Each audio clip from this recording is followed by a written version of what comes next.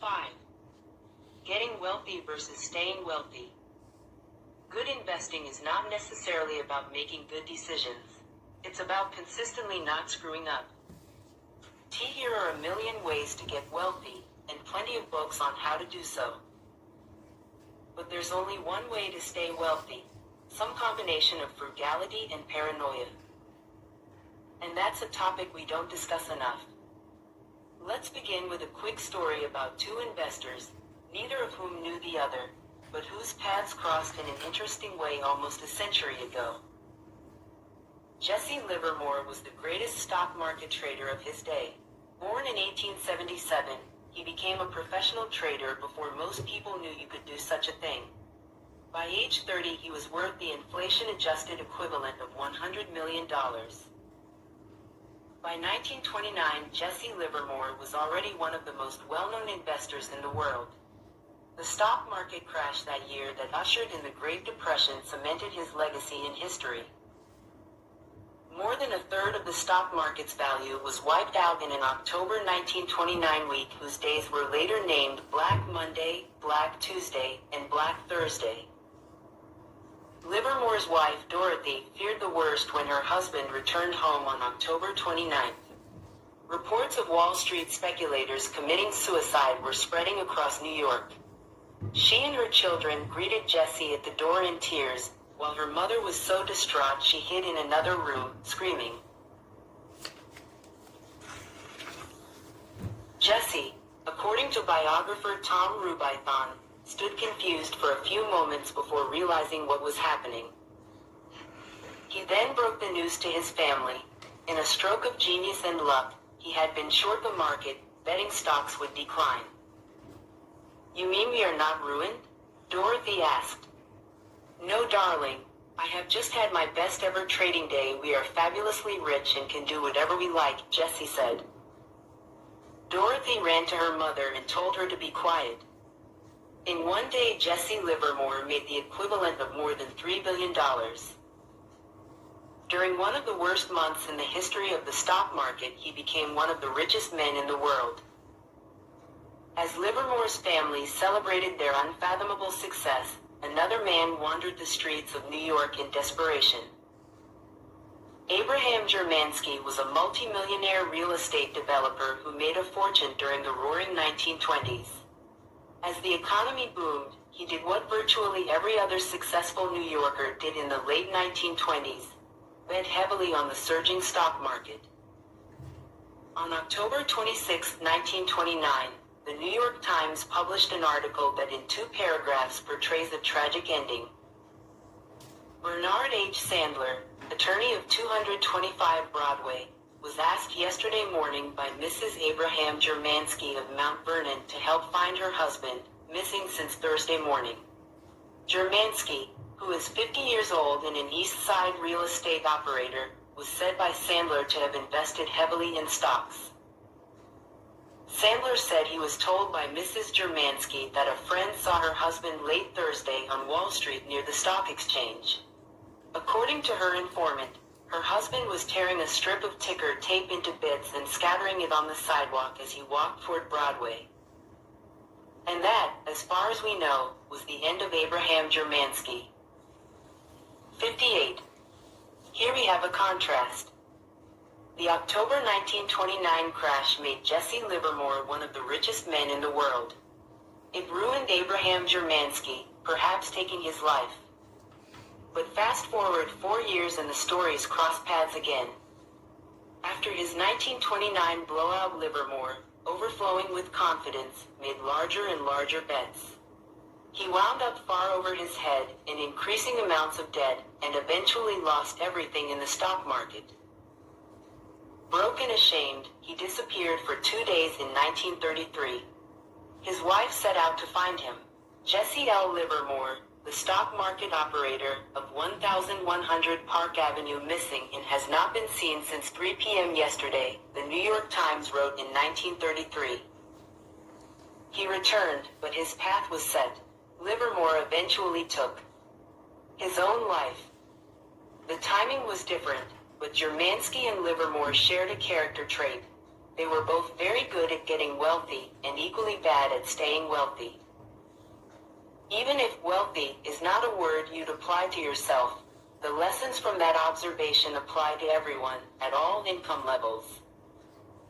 Getting money is one thing. Keeping it is another. If I had to summarize money success in a single word, it would be survival. As we'll see in Chapter 6, 40% of companies successful enough to become publicly traded lost effectively all of their value over time. The Forbes 400 list of richest Americans has, on average, roughly 20% turnover per decade for causes that don't have to do with death or transferring money to another family member. Capitalism is hard, but part of the reason this happens is because getting money and keeping money are two different skills. Getting money requires taking risks, being optimistic, and putting yourself out there. But keeping money requires the opposite of taking risk. It requires humility, and fear that what you've made can be taken, that at least some of what you've made is attributable to luck, so away from you just as fast. It requires frugality and an acceptance past success can't be relied upon to repeat indefinitely. Michael Moritz, the billionaire head of Sequoia Capital, was asked by Charlie Rose why Sequoia was so successful. Moritz mentioned longevity, noting that some VC firms succeed for 5 or 10 years, but Sequoia has prospered for 4 decades. Rose asked why that was. Moritz: I think we've always been afraid of going out of business.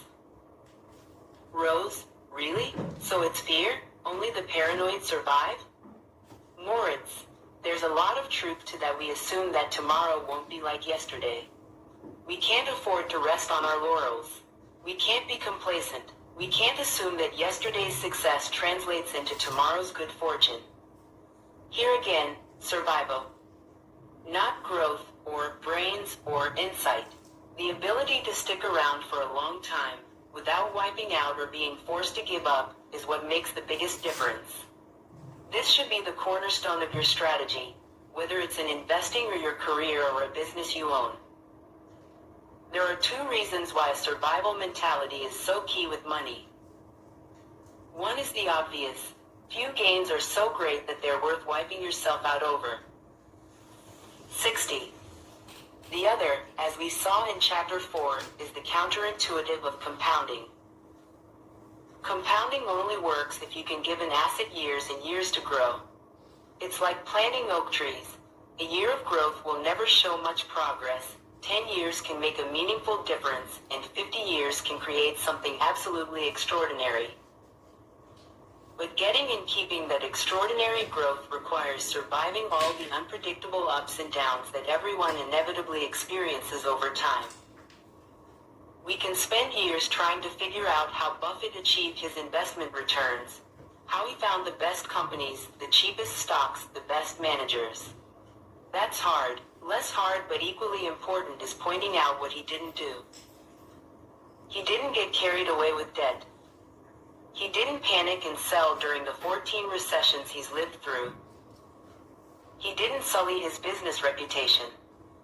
He didn't attach himself to one strategy, one worldview, or one passing trend.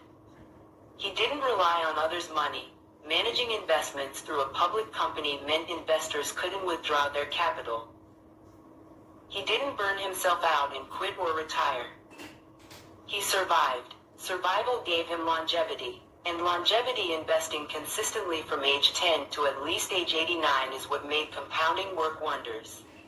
That single point is what matters most when describing his success. To show you what I mean, you have to hear the story of Rick Gayraw. You've likely heard of the investing duo of Warren Buffett and Charlie Munger. But 40 years ago there was a third member of the group, Rick Gayraw. Warren, Charlie, and Rick made investments together and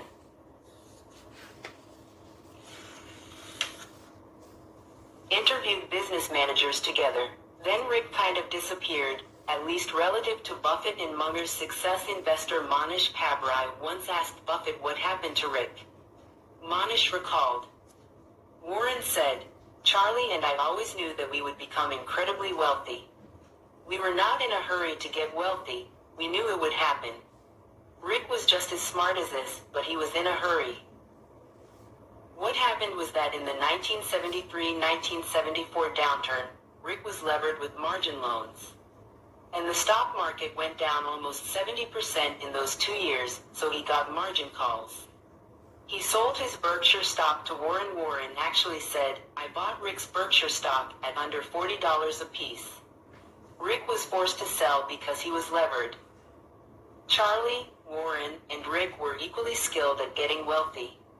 But Warren and Charlie had the added skill of staying wealthy, which, over time, is the skill that matters most.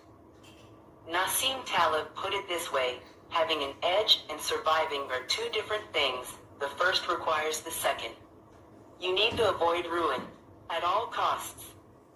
Applying the survival mindset to the real world comes down to appreciating three things. 1. More than I want big returns, I want to be financially unbreakable.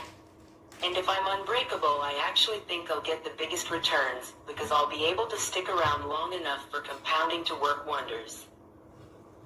No one wants to hold cash during a bull market. They want to own assets that go up a lot. You look and feel conservative holding. 62. Cash during a bull market, because you become acutely aware of how much return you're giving up by not owning the good stuff. Say cash earns 1% and stocks return 10% a year. That 9% gap will gnaw at you every day.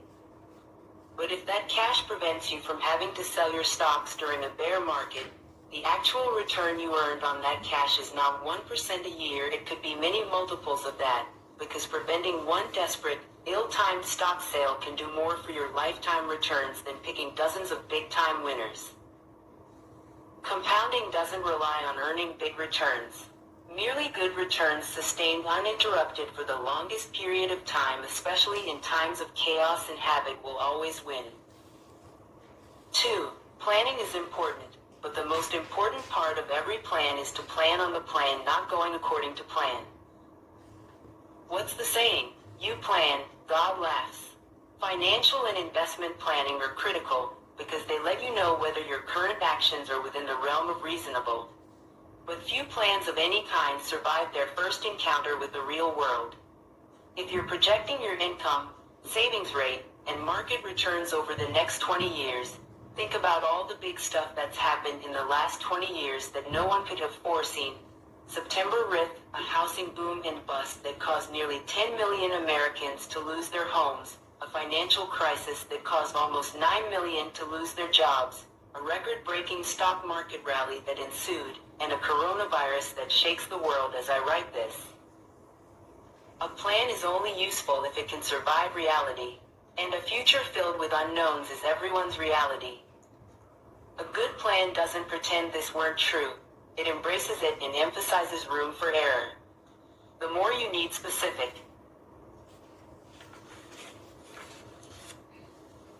elements of a plan to be true, the more fragile your financial leaf becomes. If there's enough room for error in your savings rate that you can say, it'd be great if the market returns 8% a year over the next 30 years, but if it only does 4% a year, I'll still be okay, the more valuable your plan becomes. Many bets fail not because they were wrong, but because they were mostly right in a situation that required things to be exactly right. Room for error, often called margin of safety, is one of the most underappreciated forces in finance. It comes in many forms: a frugal budget, flexible thinking, and a loose timeline, anything that lets you live happily with a range of outcomes. It's different from being conservative. Conservative is avoiding a certain level of risk. Margin of safety is raising the odds of success at a given level of risk by increasing your chances of survival. Its magic is that the higher your margin of safety, the smaller your edge needs to be to have a favorable outcome. 3. A barbelled personality, optimistic about the future, but paranoid about what will prevent you from getting to the future, is vital. Optimism is usually defined as a belief that things will go well. But that's incomplete. Sensible optimism is a belief that the odds are in your favor, and over time things will balance out to a good outcome even if what happens in between is filled with misery. And in fact you know it will be filled with misery. You can be optimistic that the long-term growth trajectory is up and to the right, but equally sure that the road between now and then is filled with landmines, and always will be. Those two things are not mutually exclusive. The idea that something can gain over the long run while being a basket case in the short run is not intuitive, but it's how a lot of things work in life. By age 20, the average person can lose roughly 64. Half the synaptic connections they had in their brain at age 2, as inefficient and redundant neural pathways are cleared out. But the average 20-year-old is much smarter than the average 2-year-old. Destruction in the face of progress is not only possible, but an efficient way to get rid of excess. Imagine if you were a parent and could see inside your child's brain. Every morning you notice fewer synaptic connections in your kid's head. You would panic. You would say, "This can't be right, there's loss and destruction here. We need an intervention. We need to see a doctor." But you don't. What you are witnessing is the normal path of progress. Economies, markets, and careers often follow a similar path growth amid loss. Here's how the U.S. economy performed over the last 170 years. But do you know what happened during this period? Where do we begin? 1.3 million Americans died while fighting 9 major wars. Roughly 99.9% of all companies that were created went out of business. 4 U.S. presidents were assassinated. 675,000 Americans died in a single year from a flu pandemic. 30 separate natural disasters killed at least 400 Americans each.